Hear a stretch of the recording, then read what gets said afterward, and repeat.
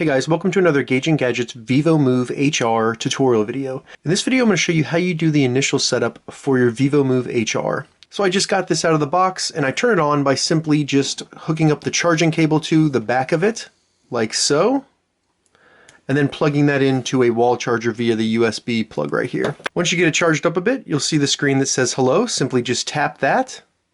And then we'll be first configuring the language of the watch.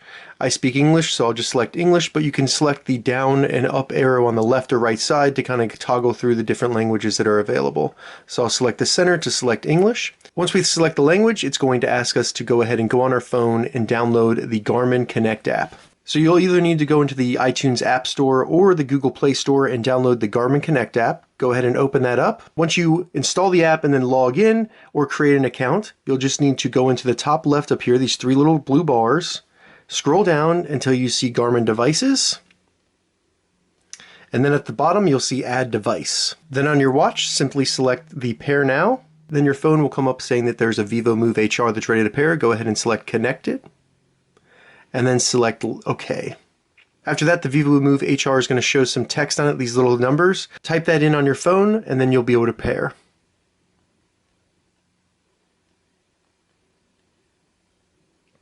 So now it will go through the pairing process, sending your information to the watch so that it has all of your user information. I have multiple Garmin watches, so I'll just make sure that this is actually my preferred watch. And then once it's done, just select Next. So after this, we can configure certain things about the watch and the way it works, such as a sleep time. This is where you'll receive no notifications, no vibrations, nothing on the watch during this time. So I do like to have the Do Not Disturb time set, so I'm just going to select No because I do not want to receive notifications during that time. If you want to change any of these times, just simply select it, and then you can change it down here, and then select Next. After that, you just select which arm you'll be wearing it on. I'm going to have it on the left side. The next thing we configure is the glanceable watch face for the watch. So this is the watch face that'll show if you turn the watch face towards you. I'm going to have it be just the day of the week, the date, and then also the steps, but you can configure it so it shows any of these, including the weather or just the time and date. So that's up to you. I'll be selecting the steps. Next, you can decide to configure a custom step goal. I recommend just letting Garmin do that because it'll do it based on your past performance, and I find that that really works well for me. But if you wanted to edit it, just simply go into Edit My Goals Now. I'm going to skip this. And then the last thing we do is just have the initial sync.